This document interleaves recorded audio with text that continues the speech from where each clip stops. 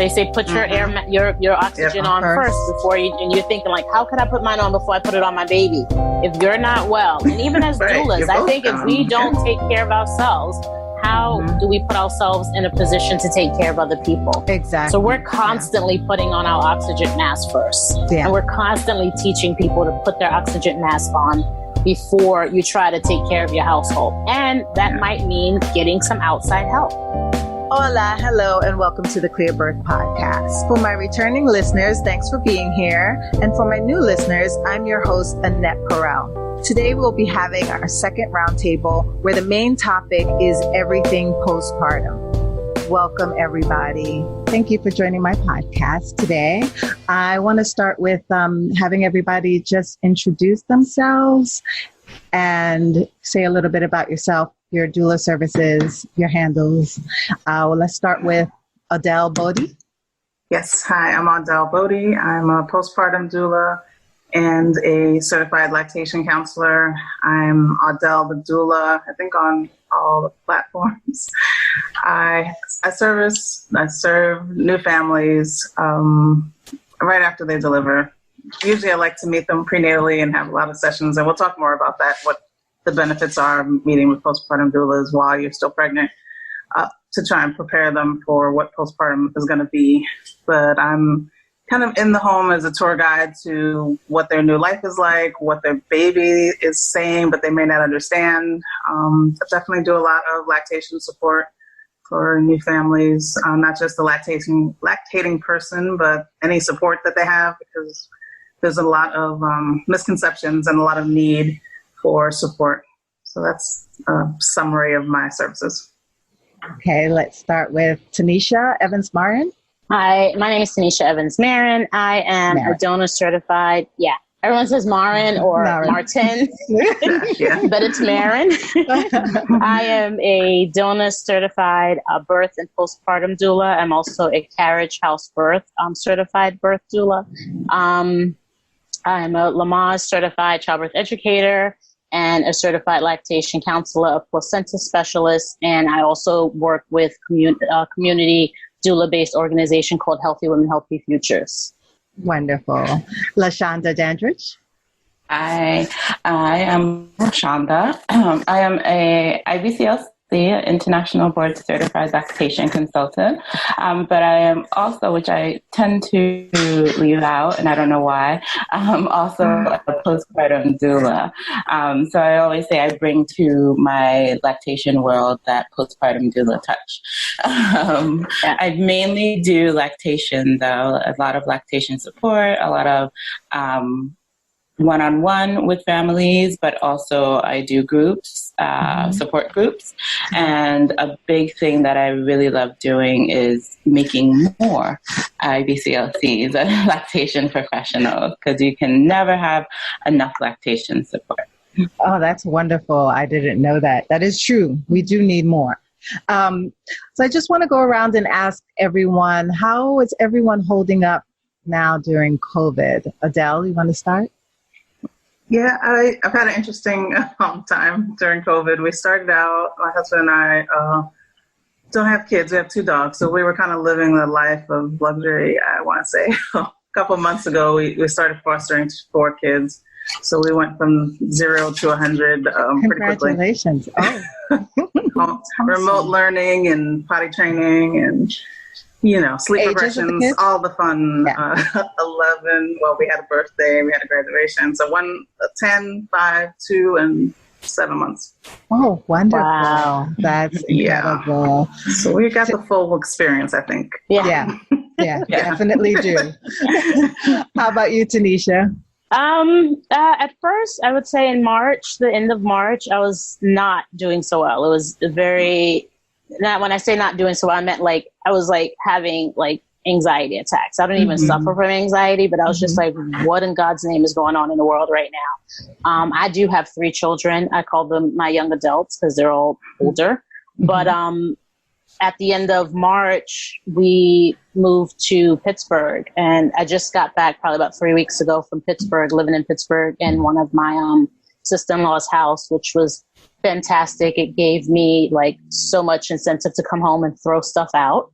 like to purge. I was like, what? You know, it was like a 3-story house. It was 4 of us staying there. They had minimal stuff, and we took our dog with us. And I was like, why do we have so much stuff in our 4-bedroom apartment? Like, we have this house would be crowded with all the stuff that we brought if we actually moved here.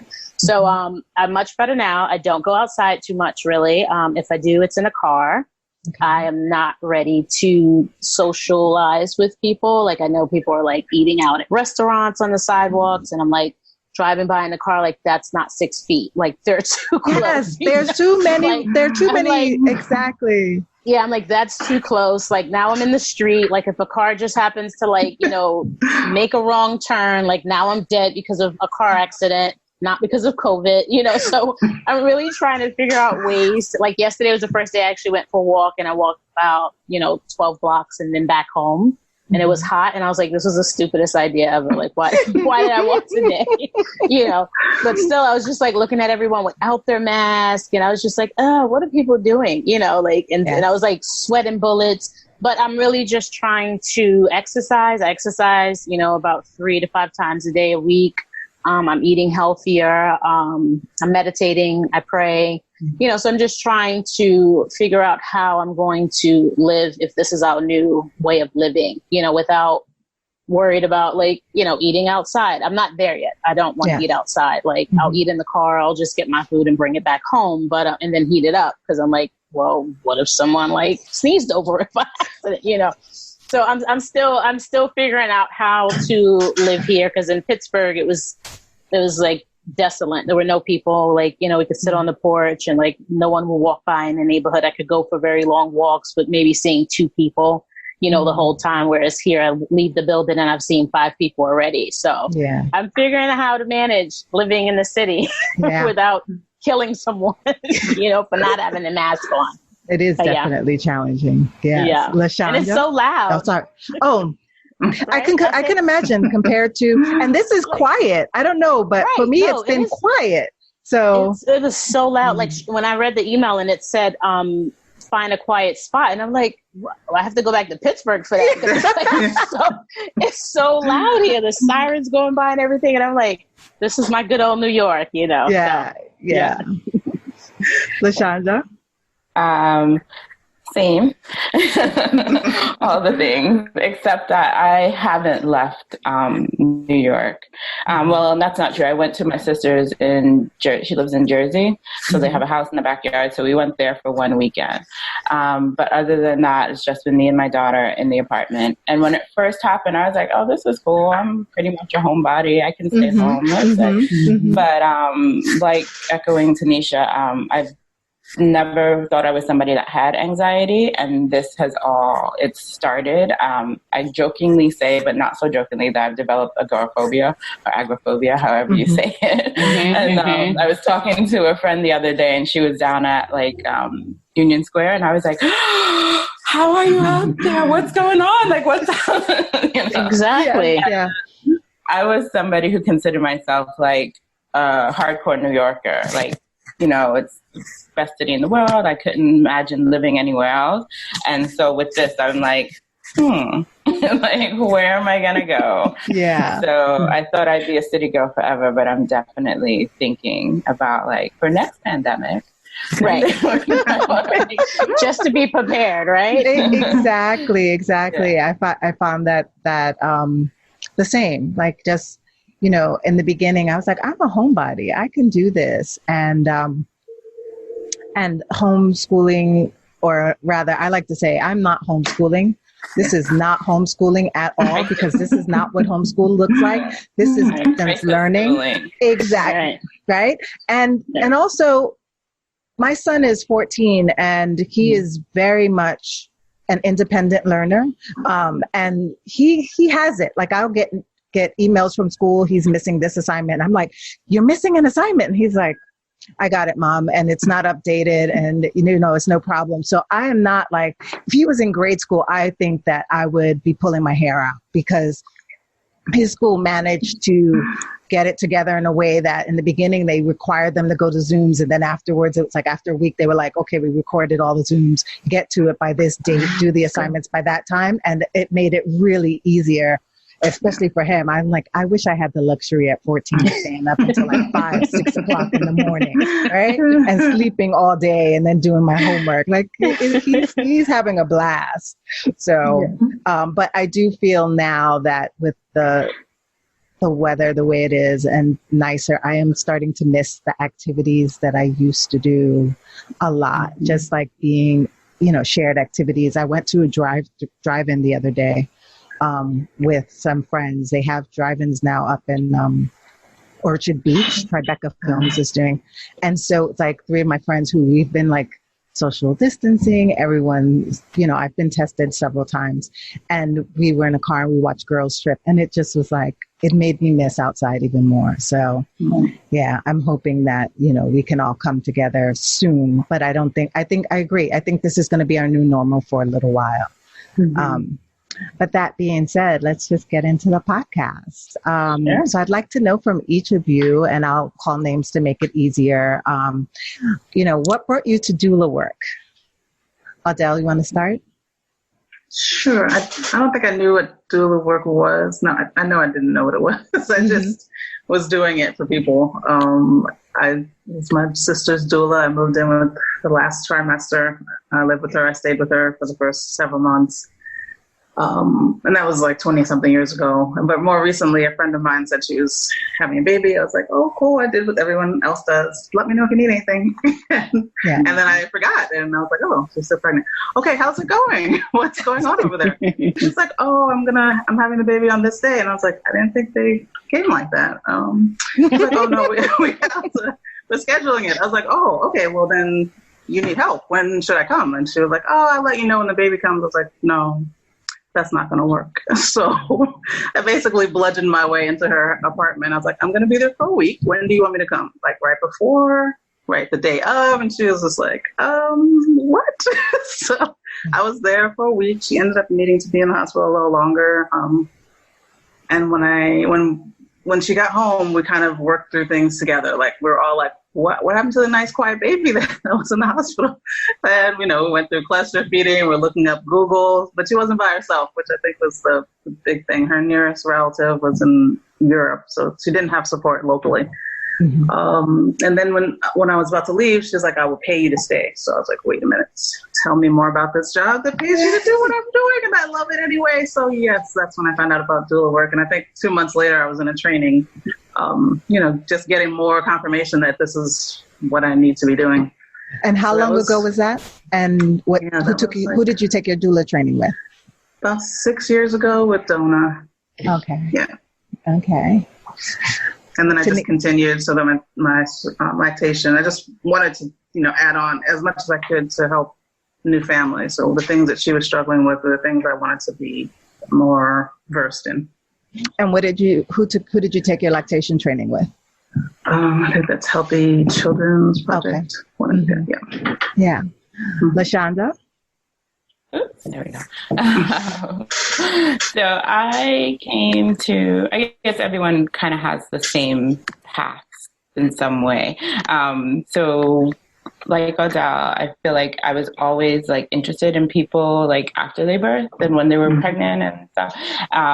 But, went on with my regular daily life of, I was a physical therapy assistant and I went to work. Then I got pregnant and I was in a course and a girl who I was in there with, she also was pregnant. We found out we were pregnant at the same time. And she said that, she's going to have a doula. And I was like, what's that? And that's when the world opened up to me. And then I went through, I was not smart. I didn't end up having a doula, which I should have. But I went through my pregnancy, had my daughter, and then went back and looked into doula work. And I think like most people or out in the world, you hear a lot about birth doulas. And so having a little one, I was like, how is that going to work? I can't just up and go to somebody's birth. But was reading more and found out about postpartum doula work. And I was like, oh. And then having my daughter and my love for my passion for breastfeeding. And I was like, oh, postpartum doula and breastfeeding, it just goes hand in hand and you can schedule it better. And so that's how the doula and I guess whole maternal world opened up to me. And how long ago was that? 2012, I think I took the DONA training. Okay. And then I was a postpartum doula. I had a few families. I took the training, the DONA training, and then in 2013, I quit my full-time job as a physical therapy assistant and did postpartum doula work as I was studying for the IBCLC exam. So that's how that came up. Yeah. And explain a little bit about the IBCLC exam. Like how long is the training? What does that entail? So IBCLC is, like I mentioned before, an international board certified lactation consultant. So for lack of a better word, I say there are different levels to lactation support. And so the IBCLC would be the one that takes the longest right, and has the most probably interactions with the mother-baby dyad, the lactating person and baby dyad to get to the exam. So there is an exam. It was only given once a year when I was doing it. Now it's twice a year. Okay. And they have what they call different pathways in order to get to that exam. So pathway 1 would be someone who's already working with mothers and babies. So think of your OBs, your midwives, your pediatricians, your nurses on the labor and postpartum floor. And then they can basically tell IBCLC, which is the governing body, exam with, that I want to become an IBCLC, and they clock their hours and they sit the exam. Pathway 2 is a actual college program that I know there's definitely one in North Carolina. I'm not too sure about where there are other ones, but same thing. You get the education, you do some mentoring hours, you sit the exam. Pathway 3 is the most popular one, I would say, because usually people aren't in the medical. You don't have to be in the medical field or an RN, which a lot of people are not, don't know. So if you are sitting out there and you do want to become an IBCLC, you don't have to have been a nurse. Like everyone will sometimes say to me, "Oh, you're a lactation consultant. Are you also a nurse?" And I'm like, no, and that surprises them. But pathway 3 are for those people out there who, again, were not in the medical field, but you do have to have some college courses, and then you have to have the mentoring hours. So you would seek out a mentor, someone like myself who's already a lactation consultant, and you need 500 hours of mentoring, meaning that someone follows me and, work with mothers and babies, and then you sit the exam. So that's basically the nutshell, how you get to IBCLC. And so you mentioned it's 500 hours and people shadow you. Do you charge for your services of shadowing? Because I know there are some people who charge and some people who don't. Yes, I do. I would say I'm more on the minimal side, and money is energy exchange. So definitely, and it does for that, and it does. I do. Like I said, it's energy, it's time. So I do. The people who I work with, I do talk with them. We go over the cases that they're seeing, if they have questions. So, because at first I was like, why do I want to charge? I just want everyone to be, you get an IBCLC, you get an IBCLC, everyone. Yeah. But I had to, step up my business game and say, no, this is time, this is energy, you have to. Exactly. So I do charge what I say is, again, more on the lower end, and I do sliding scales, and there are some people who I do not charge. Yeah. It depends on how you come to me and what's happening in your life, because, I was lucky enough to be someone who was able to not be charged a lot because, I was working, I was a new mom, and I was, we live in New York, we don't have tons of money. And it is, it can get very costly, this pathway to becoming an IBCLC. So, but yeah, I always tell anyone, if you want to talk boobs, I am your person. And if you want to get to a pathway to help people talk about boobs, I am your person. Oh, that's great. No, I do believe that we need to charge for our services. We deserve to be paid. So that is a great service. And it's good that you offer a sliding scale and also a free option for those who really need it. You know, that's wonderful. And Tanisha? I have been doing doula work for about 23 years. The first 15 or 16 of those years, I did not know I was doing doula work. My original plan as an 8-year-old was to be an obstetrician. Mm-hmm. And my mother had always been a career-driven woman, and I was, a latchkey kid, and she went to school and she went to work, and, and I said to myself, I just don't want to be away from my kids as much as my mom was away from me. And I was a good kid. Like, I could have done tons of things that weren't great, but I was a good kid. And I was really, really proud of what she was doing because she was a single mom and she was doing it. But I wanted a different path for myself. And so I wound up having children before I went to med school, which I was totally fine with. My middle son did not think that at 8 years old. He thought that I had just given up and, made a mistake by having children instead of becoming a doctor. So he's on his path to become a doctor for himself. I told him, hopefully, not because of what you thought I should have done, and so I was doing it. I was, supporting family and friends, and I didn't know that it was doula work. I really didn't. I didn't know it until my mother-in-law, who actually lives in Pittsburgh, was in her doctor's office, little white Jewish woman, and she saw this woman, and this woman told her that she was a doula, and she said, "What?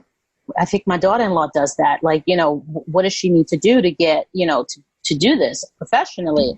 And so she calls me up and she's like, "Tanisha, do you know what a doula is?" And in my head, I'm thinking like, I've been a stay-at-home mom forever. Like, you just don't want your son to be stressed out with taking care of kids and, having a stay-at-home wife. Yes. You just want me to go work.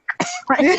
And she's like, no. Honestly, I don't care if you, whatever you guys do, I really think you'd be good at this. You're already doing it. And I was like, wait, people get paid to do what I'm doing for free? And she's like, yes. And I was like, where? Sign me up, And so I looked into it probably 2 months, 3 months after she spoke about it. Cause again, I was like, my kids come first. I want to be present for them.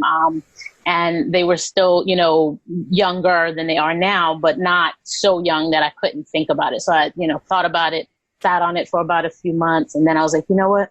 I'm going to do this. I think this is what I need to do. This is what I want to do. It puts me in a place closer to the career I thought that I wanted when I was younger, but without all of the headache. And the reason why, I didn't go to med school after the kids were a little bit older was that with all the disparities that are going on now and stuff, I really felt like it would be hard for a woman of color to implement these positive ways of birthing your baby. And I'd have to work under this whole umbrella of no, this is how you do it. And then I'd be looked at as the bad Black OB, right? And I said, you know what, there's another way around this where I can help protect and support, women who are birthing or birthing people who are birthing their babies, other than being the obstetrician, educating them, and providing emotional support, helping them advocate for themselves, advocating for them in some cases. And to me, it was way bigger than helping deliver their baby.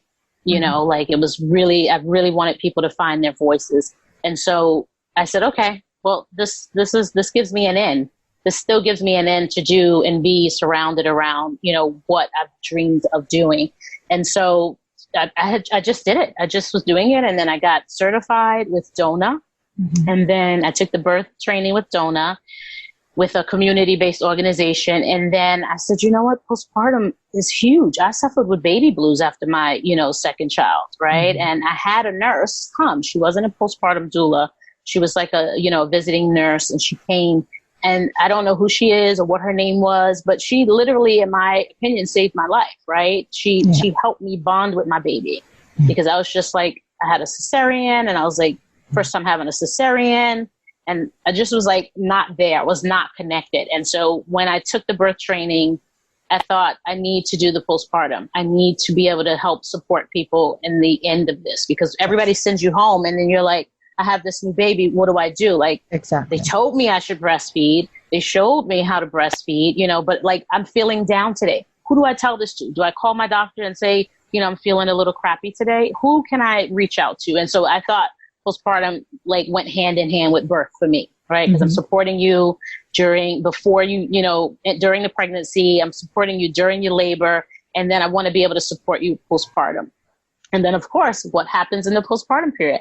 Everybody's struggling breastfeeding, right? So I'm like, oh, gosh, I need to like get certified in lactation. I breastfed for 2 years. Like, I need to be able to like educate people on how to do this. I'm not as good as LaShanda. I always call her. I'm like, LaShanda, what does this mean? I need you to go see my clients, but I'm learning, right? And I just felt like all of these things kind of go hand in hand with each other, right?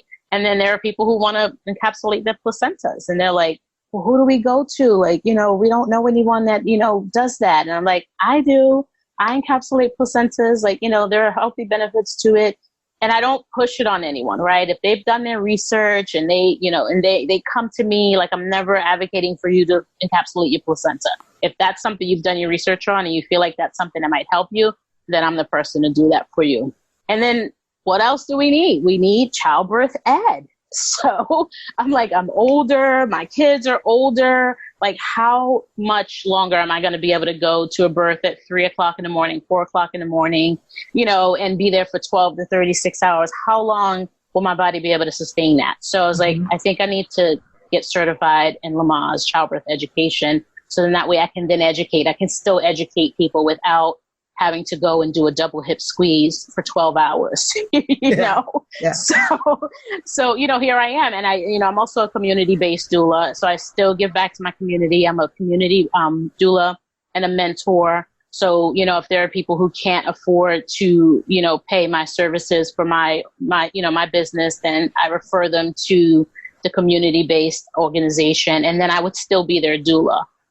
Just so that way they still have that support. I think everyone who wants a doula and feels like they need a doula should be able to have a doula. And however they come to do that, whether it's sliding scale, community-based, free, that's up to the doula and, and the client. But I think that anyone who wants and needs a doula should definitely be able to have one. And insurance should pay for it more. They definitely should. I agree with you on that. So. I just want to go back for a second. So if you could talk a little bit about placenta encapsulation and list some of the benefits and why we do it, why it should be done, and what are the pros and cons, who can do it, who shouldn't do it. Yeah, so the benefits are helping to replenish the iron that we've lost. It can help with hormonal imbalance. Some people differ with breastfeeding, right? LaShanda. Some people say that it's not good for breastfeeding. Some people say it is. The pros are, sometimes it could be a placebo for some people, right? I've had repeat customers that came back that said it really helped. It gave them energy, right? It helped stabilize their hormones so they didn't feel those baby blues. Sometimes if it's a bit too strong and people suffer with anxiety, then that makes them a bit jittery, then they don't use it. But, then people who shouldn't do it are people who have, HIV or herpes, those sorts of, diseases. Those are people who shouldn't do it, and people who don't. I have vegans encapsulate their placentas. It's like they don't have meat or anything in the house that, comes from living, animals and stuff, but they will encapsulate their own placenta because they have done the research and they know that, for them, those benefits are going to be helpful. So, yeah. Okay. Thank you. Yeah, you're welcome. I want to ask everyone, like, the common theme is postpartum and helping moms postpartum. What are you seeing those first few days that are like the top 2 or 3 things that moms are struggling with postpartum? Audelle, you'd like to start? Yeah, so I think it's shock and awe. So there's a lot of, I don't know if the idea of bringing baby home is just, it doesn't hit home until you're home, right? And then you're exhausted. Like, you literally feel like you ran over by a bus, regardless of how you birth. you're exhausted. Now you're in charge of another person. And whether you have additional support in the house or not, it doesn't change that. Sometimes it makes it worse because you might also be the person who is in charge of providing for that person. Now, how are they going to eat because they've never cooked for themselves before? So you have all the mental load that you had before, that all women have, generations. We're taking care of the entire household, but your mind isn't functioning. And then we had the hormones. So it's very physical. Like the demands are, I'm trying to heal. I am actually bleeding. I'm trying to heal a wound. And I need more than 2 hours of sleep. And how do I get all the lists, my to-do list done? Like, why is there a to-do list? I guess there's a whole other conversation, but there is. And whether we want to or not, we want to get back to whatever our normal was, right? Well, I always used to walk the dogs. Okay, well, now you can't walk. So you're having a hard time getting to the bathroom. So now who's going to walk the dogs? Well, who's going to, like, someone has to clean up because you didn't walk the dogs. Like, there's so many, like, little domino effects of the things that we do that nobody even considers that we can't do now. And I think it's shocking. Like, I don't know how else to say it. It's scary and it's shocking. And people are like, help me. They don't, and then you can't really call your friends. They're like, oh, welcome to motherhood. And it's like, wait, huh? No, that's not, I didn't know. The sassy answer to that is not okay. I need actual physical help. And of course, with the pandemic, the physical help is harder to come by. So I think that adds a whole other layer of loneliness and feeling isolated and not being able to rely on who you thought you could rely on. Like if you have extra anxiety because of all this, like, have they been social distancing? Am I putting my child in danger because I have a doula now? Even if I bring grandma over, is she safe? Did she just cough? Oh my gosh. So like you're starting this whole, you're going to have to leave. I will figure this out on my own. Like, I think everyone's kind of hunkering down and circling the wagons, and it's only making this shock and awe harder.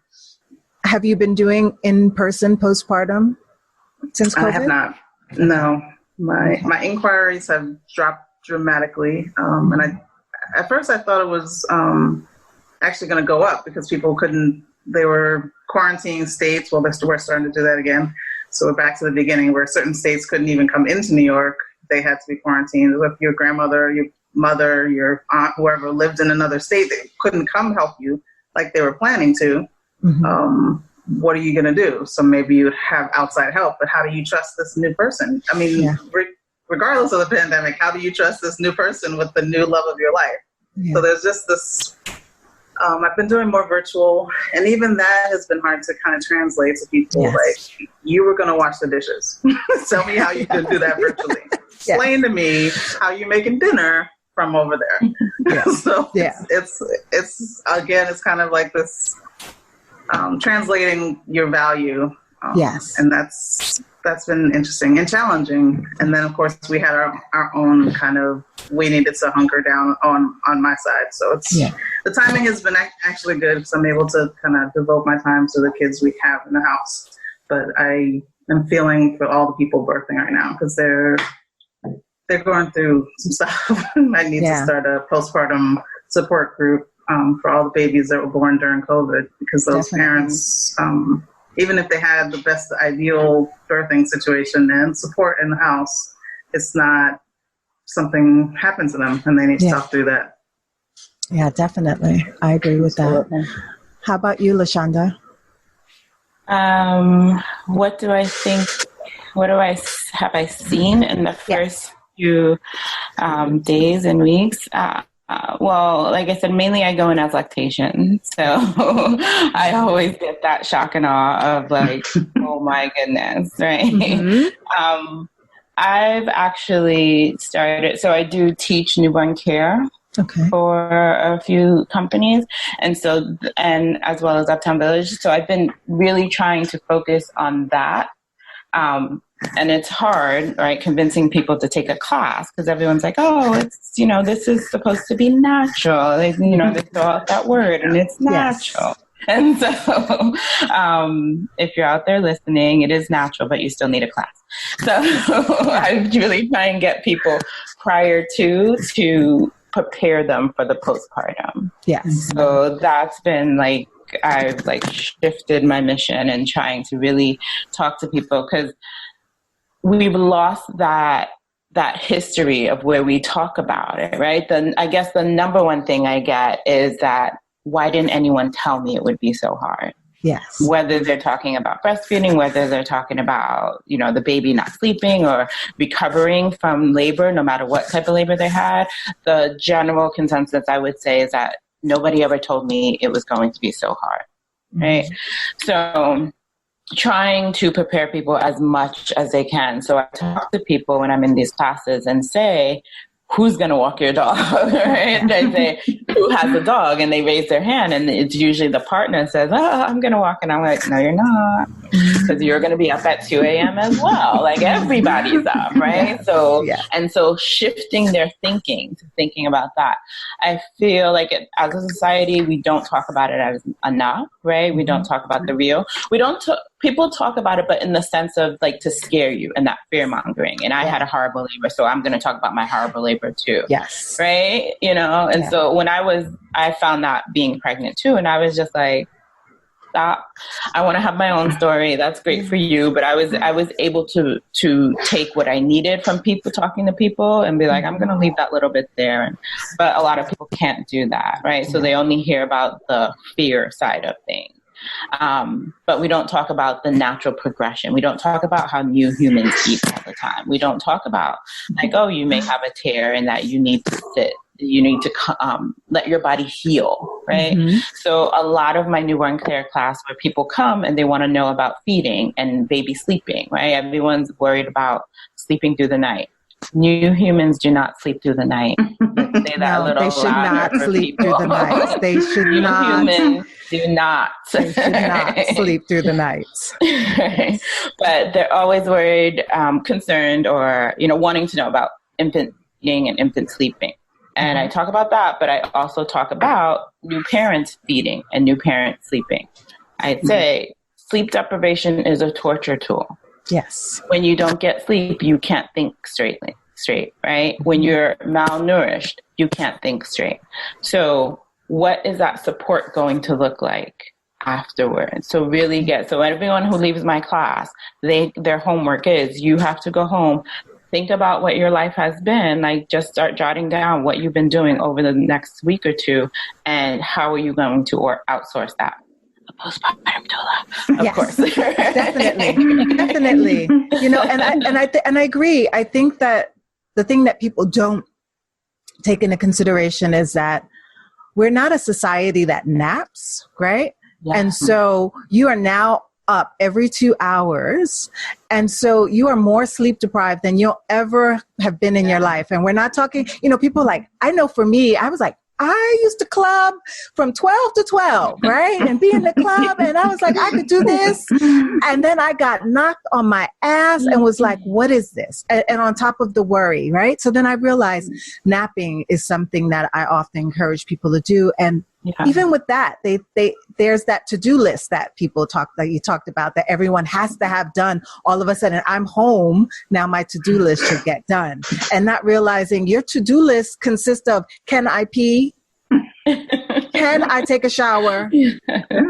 Can I poop? Right? And who's going to feed me? And that's the reality of it. So yeah, definitely. I think that those are great tools to have people think about, or even like eating, as you said, like we think 3 meals. Well, we're producing milk. Our bodies are working hard. You're going to be ravenous. And if there's no food in the house and no one's thought about getting you food, what do you eat? How do you sustain that? Like, what foods are good and nourishing for the body? And thinking about that postpartum period. I agree. I think that that's one thing that people really don't. No one prepares for postpartum, and they really, really need to. I also feel like no one really knows how to get, like, what's the right support for them. So when you ask people, like, what do you need? And it's like, they get this blank look over their face because no one's really, they say, I want help, but you actually have to know what kind of help you need in order to tell people how to help you, right? Exactly. So when people are coming home, it's like, okay, and knowing who is the right person for that house. Exactly. You know, you don't want your cousin who you would go into the club with and y'all was cool, but you really know that deep down inside she's selfish and she's probably not going to help you. So don't have them in your face. You know? Exactly. I often tell people, I'm like, make a list of all the things that need to get done in the house and put it on the refrigerator. Because that's the other thing. They have people come over, right? And then they're like, what do you need? And people are like, oh, nothing. And then they leave and they're like, oh, I needed milk. I need orange juice. I need this. And no one to get it. Or just someone to take out your garbage. Like I often say, this is the one time you can ask people to take out your garbage and they're not offended, right? Because people want to help, but they don't know how to ask for that help. And who? My first interview was with these two women that I know, Natalia Hales and Ash Spivak, who wrote Why Did No One Tell Me This? And that book lists in the front of it, like, who are your people? Like, who are your people now? Mm-hmm. And who are your people when you're pregnant? And who are your people postpartum? And it speaks to that they're not going to be the same people, and it's going to change, and it's going to be okay. But you have to realize who your tribe is and why you need certain people in your tribe. Like you said, the cousin who you party with is not the one that you're going to ask to come over first thing in the morning to hold the baby. Clean your bathroom. Exactly. Right? Exactly. Because she was clubbing last night and she's not going to come in the morning. Right? Yeah. Exactly. Yeah.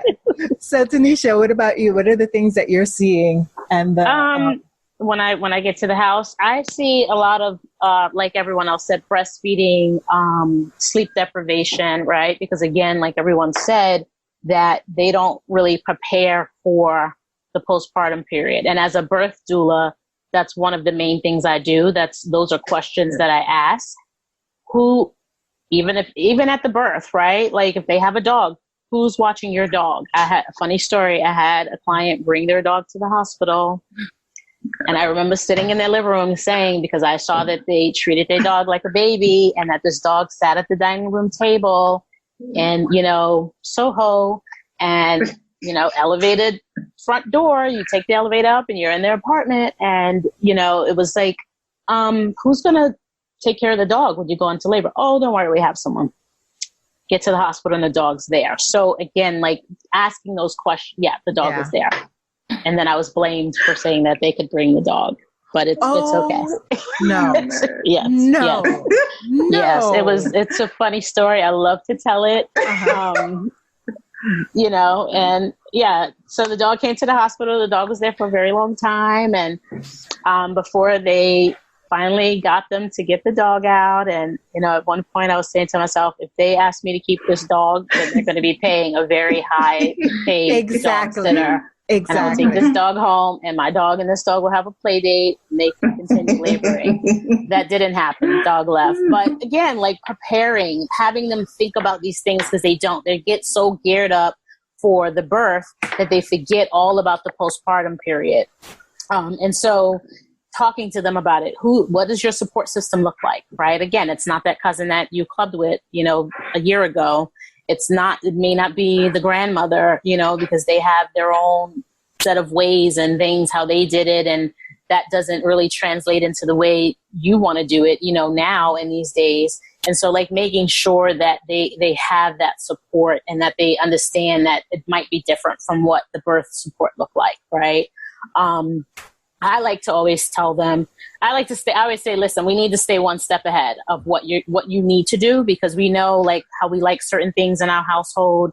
And as women, we kind of like take charge and do everything we need to do. And we were taught, we put the world on our back and we keep going and it doesn't matter. We can do this. Don't get down. I had one client who mother told her that Black women don't suffer with postpartum depression. And I said, what? There's no race connected to this, exactly. And she was a young girl. And so, my daughter had found her actually. My daughter was out at a bar, like a little restaurant bar next to our house. And she calls me, Mom, you need to come here now. I said, listen, I just came from a birth. I'm too tired, Taryn. Like, please don't, I can't do this. No, Ma, you really need to come talk to this girl. Like, she's told me some things and I'm worried about her. And I said, okay. So I go, it's like right across the street from my house. So I go sit down, and the 10 minutes that I spoke to her, she's tried to kill herself and her baby. God. And her mother told her that black women don't suffer from postpartum depression. So there is a stigmatism to it, right? So it's like, I was her doula. After that, I said, listen, give me your number. I'm coming to see you tomorrow. Exhausted. I was exhausted, 36 hours at a birth. But I went and saw her, and I sat with her. I spoke to the mom. I spoke to the husband, because husbands suffer with postpartum depression too, right? Mm-hmm. We don't know that all the time. People don't talk about it because, again, we're taught to, like, pick up your shit and get your stuff together. You got this. And there's no crying about it. There's no moping around. You have to feed your baby. You have to eat. You have to take a shower. You have to keep the house clean, and when you break and you can't do that, then it's like, oh yeah, she must have been suffering postpartum depression. Yeah, for 5 months. And no one, and no one noticed it. So, like, staying one step ahead, helping them, like LaShanda said, and Audelle said, just prepare for that period, right? Because you really don't know what to expect, right? Like, you're like, oh, we're going to go home. We're going to have this wonderful little baby. We're going to have this fantastic life. And I'm like, you're never going to sleep again. You're going to worry more. Like, I'm not scaring you. I'm shooting you straight business. Like, who is going to help you? Right? Because it looks great on paper, but in reality, like, you're going to lose your shit. Like, you're going to be like, whoa, I had no idea this was going to happen, that I wasn't going to sleep, or that I wouldn't have time to shower, or that I'd forget to pee, and now I'm like leaking on my pad, with my stitches, and my perineum is sore, and no one told me to use the perineum bottle to squeeze when I pee so it doesn't burn, like little things like that they don't think about, or, like preparing padsicles for them, all sorts of things. So really staying one step ahead.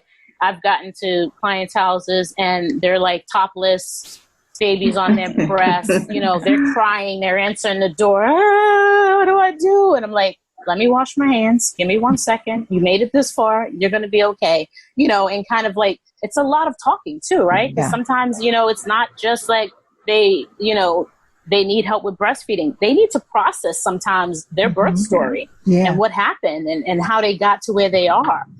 So education, counseling. Sometimes we're like counselors, right? Therapists. It's like, I didn't go to school for this. Like, I'm supposed to talk you off the ledge now. Now I've got to really dig deep and like say to myself, what would I need, right? What would I want? I'm telling them, like, don't have tons of people over. Like, even before the pandemic, like, don't have tons of people in your house. Like, you're exhausted. And if you're going to have company, make it a baby happy hour, right? Have 4 or 5 people come over.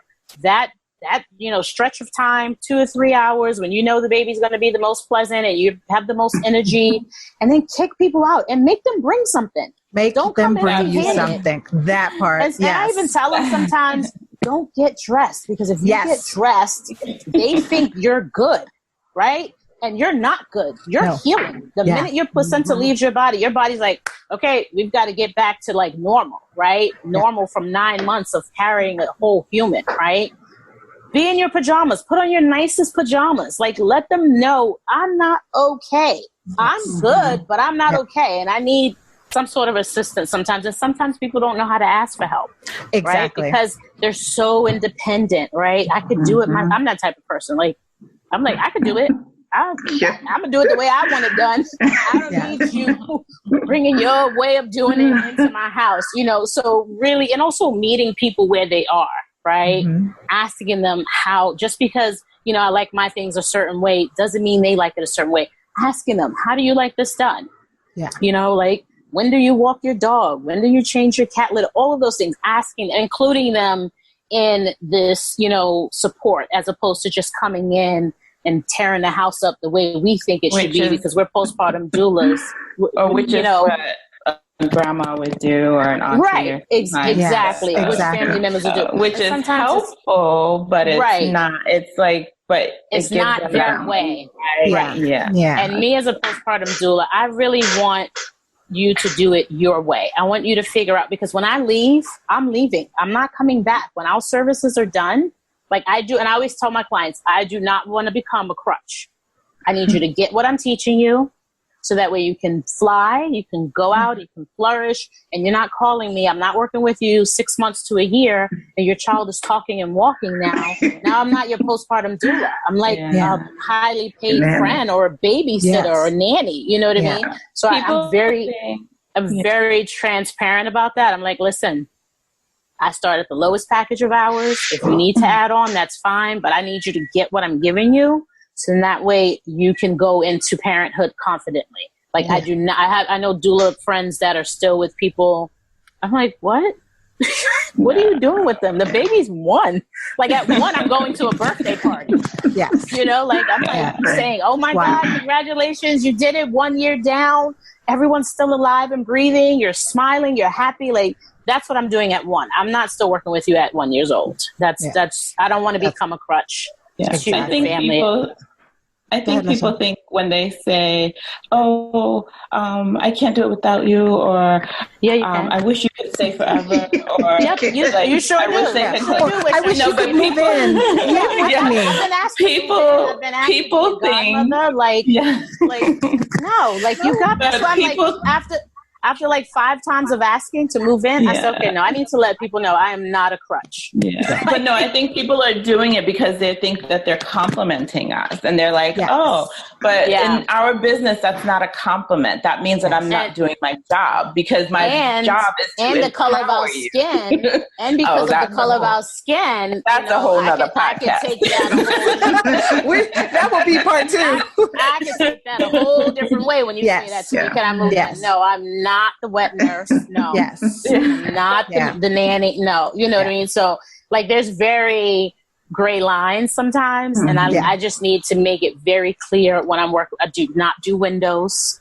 Right. I'm not like, you have to be very clear and like, and they're different. No, I do not do windows. I don't care who it is. Honestly, I do not do windows. But like, there are certain things, you know, that some doulas aren't comfortable doing that others are, you know, so being very clear about what your services are, what they entail, what your needs are, you know, I don't want to leave your house feeling like I was your slave. Yeah. Right. And I work with people with a lot of money and not all of them are of color. And I need to make sure that I'm comfortable when I go into your house and when I leave your house, that this was postpartum work, right? And not something else. And I think that's the biggest thing for them to differentiate, right? Is that you can have a baby nurse and clearly is descriptive, a baby nurse. This person comes in and does everything for this baby. There's no confusion as to, can you wash my clothes? Can you clean out the tub? Baby nurse, right? And those people live in houses for like 3 months, 4 months, 6 months. And the biggest complaint I would find when I first started and I was doing a lot of postpartum is that they leave. And then these people have a 6-month-old that they don't know what to do with because they weren't raising them. The baby nurse was raising them. The baby nurse was raising them, right?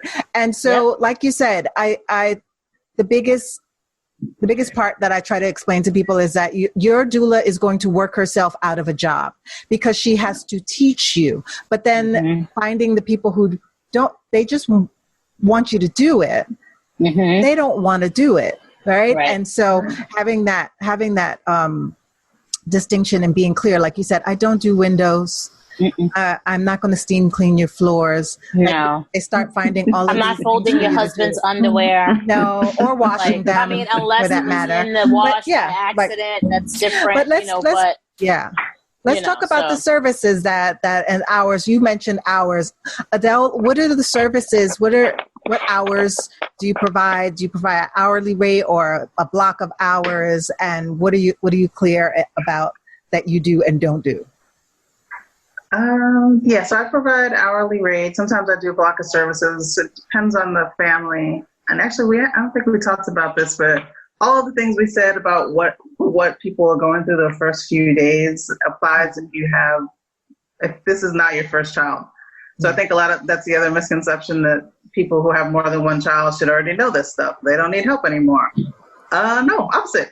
You need more help. Exactly. Mm-hmm. You need more, maybe you need more tactical or strategic help. Okay, now I have to figure out how to do all the stuff I was doing before: healing, sleeping, not eating, deciding whether to shower, and now I have a toddler.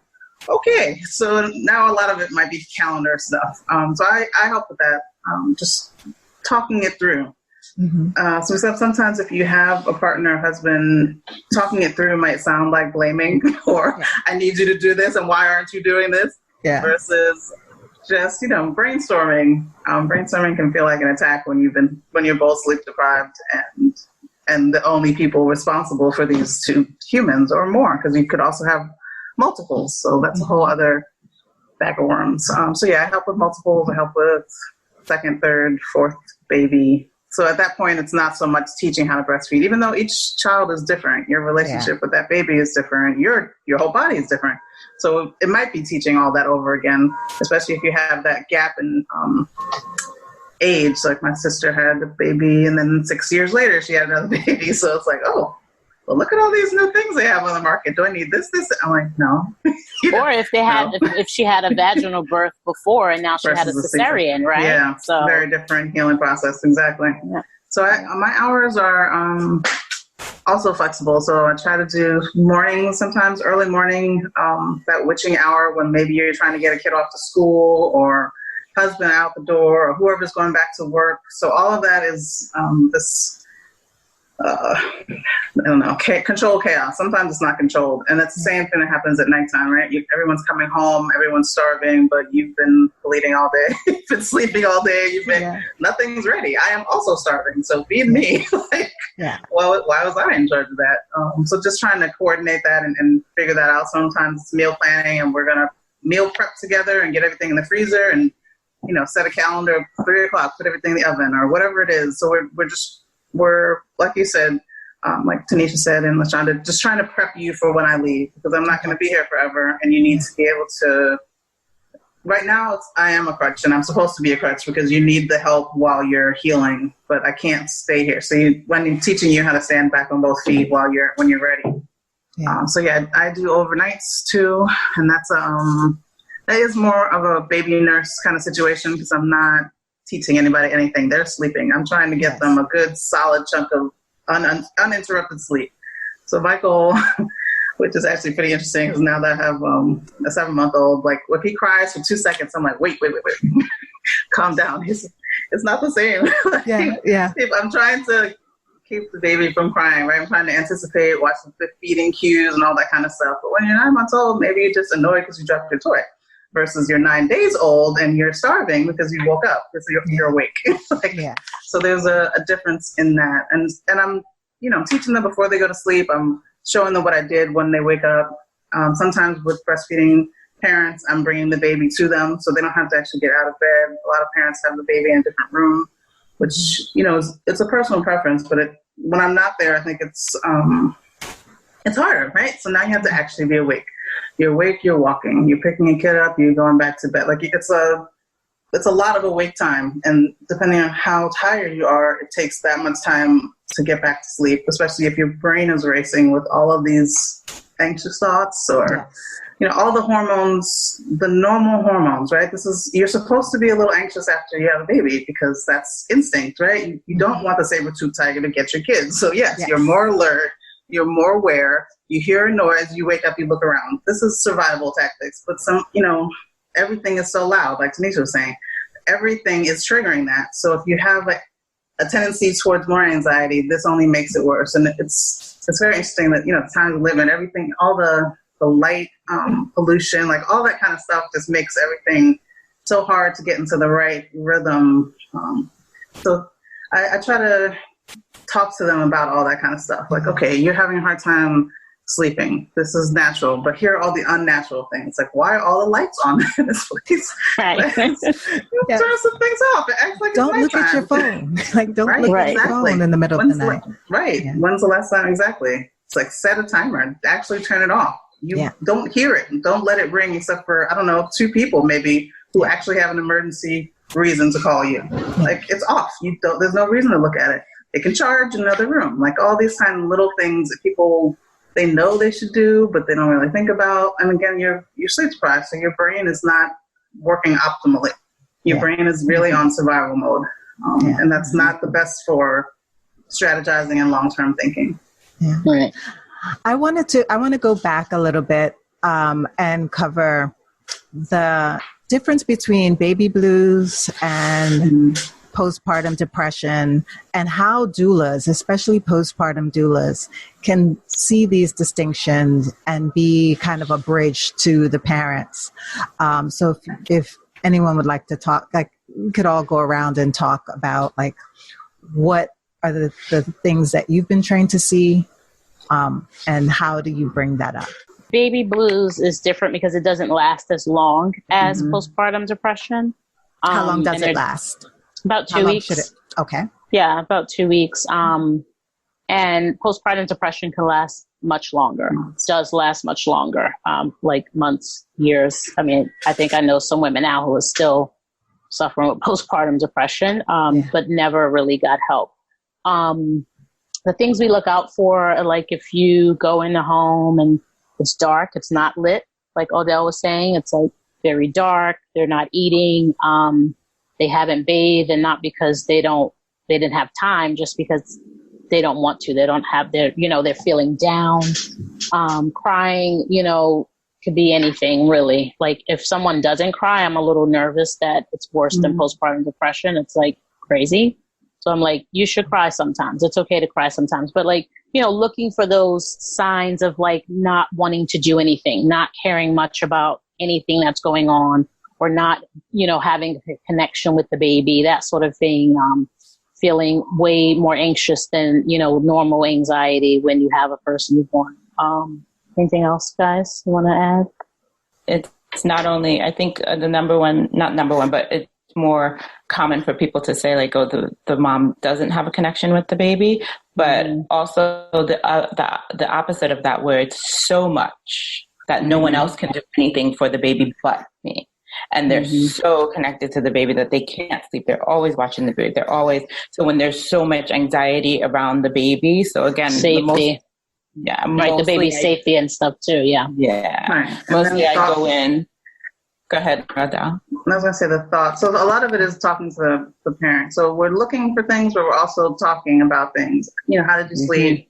What did you guys do last night? Oh, I couldn't stop thinking about, well, what if I trip when I walk up the stairs with baby? Or what if I, so their thought kind of might go from anxious to not threatening, but just kind of a little bit past normal. A little irrational, you would say? Yeah, like irrational, quote unquote, our brains who, can see it, So a lot of what I do with the teaching is talk to the partners. But like we said, I talk to both of them in my classes, because I say, the partners can have postpartum depression too. You don't have the hormonal component, but you still have the overwhelming feeling, and you can't logically think of a way around it.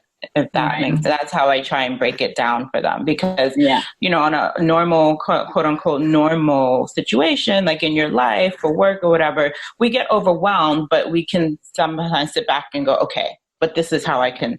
But when you are finding that you can't do that, then that's the cue.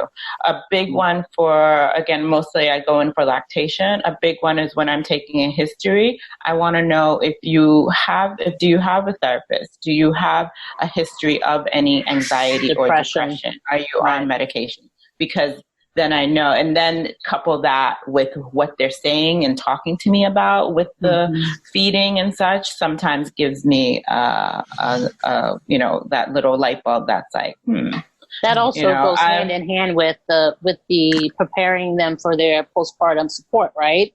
So when we do these intakes and we do find out that they seek therapy or that they suffer with depression or anxiety, then we're making sure that they're still connected with those therapists, that they're, being with, because that sometimes comes up, right, in the postpartum period. So that also, like LaShanda said, helps us to be more aware of what might come up, since they're already, seeing a therapist, and making sure that they have that therapist number on hand, or the partner does, Yeah, I'm always like, make an appointment with your therapist. Now, right? Exactly. Like set it now, so that way after you have the baby, you already, Or no, like when I'm in there for feeding, people don't think that that's a part of like lactation. You're going to talk about feeding, and I'm like, okay, we're going to do this, and we can pump a little, but also you're going to make an appointment with your therapist, while I'm here, right? Exactly. Yeah. I think that's one of the benefits of having a postpartum doula, because you're not in the thick of it. You're not the one who's also sleep deprived, or you're not directly related to the situation. So you can take a step back and say, okay, you know what? Here's some resources. Maybe you need to go to a mommy baby yoga class. Maybe you need some other way to connect with the baby. Maybe you need to go to a support group for new mothers, new parents. So maybe it's not always therapy. It doesn't always have to be, postpartum psychosis. Yes. We don't have to go to the extreme. Sometimes you just need, have you guys gone around the block for a walk yet? You need vitamin D. But just something to get out, get air, change your scenery, because it's a lot, right? Yeah. And sometimes that helps. Yeah, sometimes that helps with people who think there's nothing wrong. Yeah. Right? But we walk in and we're like, oh, something is definitely not right here. You know what I mean? Right. But we can't be like, you need therapy. We can't say that to them. So getting them to go out for a walk and just kind of, that's what I said, we're therapists sometimes, because we hear and see a lot of things that their therapists and other family members who don't live in the home see first. So those are, some of the great benefits of having a postpartum doula. Yeah. And I think that guilt of I don't like my baby right now, that compounds when it's no, you just, it's okay, and you just needed to go for a walk and get a break and clear your mind and get some air. When I was doing postpartum doula work, one of my clients, she was so active. She would run and she would, That's who you are. She would say, I want to go sport, because they don't say exercise. She wanted to go sport. And I was like, okay, well, let's figure out how to do that. And just saying that alone lifted, so you could just see it lift, that, okay, we can make a plan. And so by the third, I went in there for the first couple of days. We had to figure out the lay of the lands and figure out what was going on with this baby. And then me and him just hung out, and she went for her runs, and it was cool. I would joke with her and be like, he's going to like chocolate women now, right? Because he loves me. I believe that all my little European babies will have dated someone of his at some point in their life. But it's so true. Sometimes it's just those walls feel like they're closing in. So it's not always oh, this is psychosis. This is just you need a change of scenery. Right. And you need permission go take a walk. Take that. Yeah. Right. But it's not all about the baby. It has to be about you. Because if you're not healthy, if you're not okay, as okay as you can be, relatively speaking, you're not going to be back to normal yet. But it's the same like the airplane, right? They say put your your oxygen on first before you, and you're thinking how could I put mine on before I put it on my baby? If you're not well, and even as doulas, I think if we don't take care of ourselves, how do we put ourselves in a position to take care of other people? Exactly. So we're constantly putting on our oxygen mask first. Yeah. And we're constantly teaching people to put their oxygen mask on before you try to take care of your household. And that might mean getting some outside help. Someone who's not related, someone who is, can see the picture for what it really is and not, be in it. So, yeah. Well, ladies, this has been a great conversation, and I want to I didn't tell you about my postpartum hours. Sorry. Thank you. Because somebody might call me up and they won't know. Oh, that's right. Go ahead. Sorry, because I was going to end on something else, another question, but go ahead. Sorry. No, we can still do it. I'll do it quick. I'll do my thing. So my hours are from about 9 to 6, right? This is in person. 10 to 6. I do virtual, so everything's virtual now for me. I've had 5 virtual births while I was in Pittsburgh. I have a postpartum virtual client who just had she was due the 7th of August, just had her baby yesterday. We had our meeting Saturday, our prenatal meeting to talk about preparing for the postpartum period. And she was actually in labor while we were talking. She's like, I keep feeling this cramping. And I was like, that's good. She's like, what should I do? I was like, keep going on with the normal, it's she's like, it's not painful. I said, no problem. Keep up. If it continues, by 3 or 4 o'clock, call your doctor, let them know. Anyway, she was in labor. She had the baby at like 1:24 yesterday morning. And so she's my first postpartum virtual client. And I do packages. My lowest package usually is 12. And then you can always add on. And that gives you like 4 visits for 3 hours or 3 visits for 4 hours, right? And when I'm going into the home, I usually like to do a block of 3 or 4 hours, just so that way if it is breastfeeding, you can kind of see that within those hours as opposed to like 1 or 2 hours. So my virtual package now is about 6 hours, just because I'm not in person and all of it's on, line. So it's like we can do an hour or an hour and a half of this, but 3 hours of this is not going to really, change much. Yes. We need to work on what we talked about and then reassess in another day or two. But so those are my, I have packages from 12 to 16 to 20 to 24 hours. And that's what I was going to say, I think. Yeah.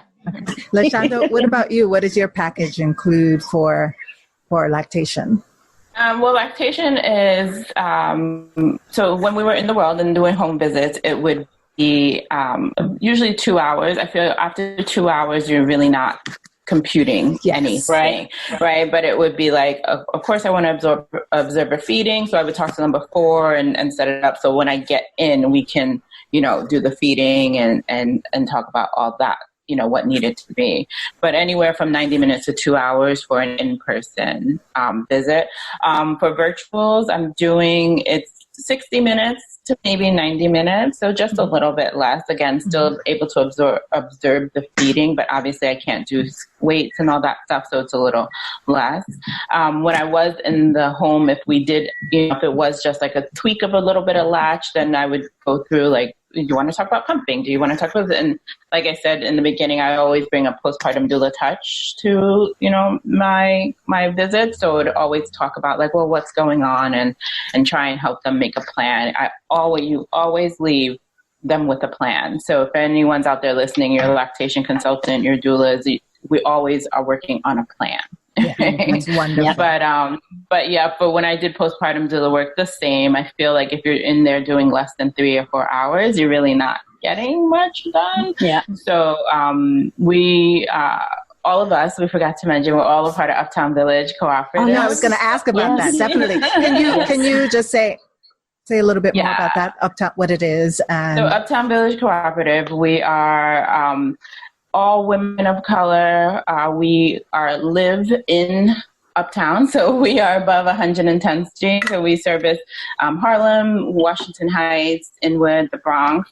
Audelle and I are members of the cooperative, and Tanisha is an affiliate doula, so somebody who we love, and we all share the same philosophy. So part of Uptown Village Cooperative is that we have the doula agency aspect. So we do have, you can get a birth doula through us, or you can get postpartum services, and the same that we've been talking about, we sell them in packages because, we want people to realize, like some people are like, oh yeah, I want one. But again, they're thinking on that kind of nanny level, so sometimes people are coming and they don't really understand. So we explain to them, like we have this whole, podcast talking about what a postpartum doula is and what it is and what they can expect in those. So our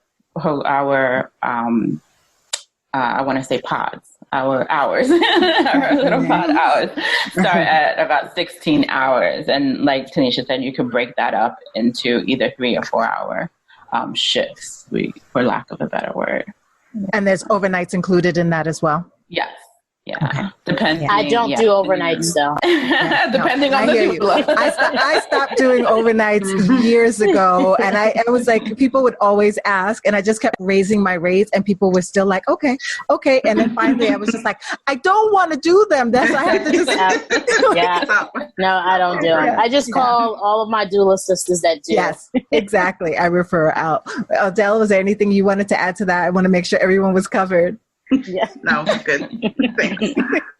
Well, thank you, ladies, so much for this conversation. It has been enlightening. I want to thank LaShanda especially because we met a few months. Well, was it the month that the pandemic happened? Like I the week? think so. Yeah. And we had a conversation about having a roundtable and sitting down and talking about this.